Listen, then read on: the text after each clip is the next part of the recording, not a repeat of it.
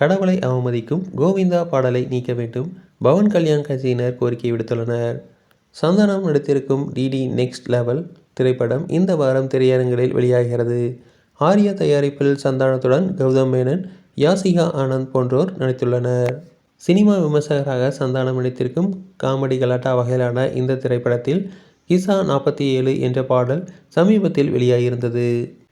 DD next level படத்தில் இப்பாடல் கடவுளின் பெருமாளின் ஸ்ரீனிவாச கோவிந்தா வரிகள் இடம்பெற்றிருக்கும்.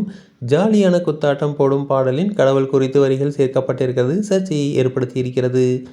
இந்த படத்தின் செய்தியாளர்கள் சந்திப்பிலேயே இந்த சர்ச்சை குறித்து பேசிய நடிகர் சந்தானம், பெருமாள் கடவுள் கோவிந்தா கோவிந்தா பாடலையும் படத்தில் கிண்டல் செய்வதாக இல்லை. நான் கடவுள் நம்பிக்கையுள்ளவன், நான் கடவுளை கிண்டல் செய்ய மாட்டேன் என்று விளக்கமளித்திருந்தார். இந்த நிலையில் நேற்று திருப்பதி சென்றிருந்த தமிழக எதிர்க்கட்சி தலைவரும் எடப்பாடி பழனிசாமியிடம் இந்து மதத்தை அவமதிக்கும், கடவுளை அவமதிக்கும் சர்ச்சைக்குரிய இந்த பாடலை நீக்க வேண்டும் என ஆந்திர துணை முதல்வராக இருக்கும் பவன் கல்யாணின் ஜனசேனா கட்சியை கோரிக்கை விடுத்துள்ளனர். எடப்பாடி பழனிசாமியும் பாடலை பார்த்துவிட்டு இதுகுறித்து நடவடிக்கை எடுப்பதாக உறுதியளித்திருக்கிறார். இதுகுறித்து திருமலை காவல் நிலையத்தில் ஜனசேனா கட்சியினர் புகாரும் அளித்திருக்கின்றனர். தொடர்ந்து இதுபோன்ற செய்திகளுக்கு எங்கள் சேனலை சப்ஸ்கிரைப் செய்யவும்.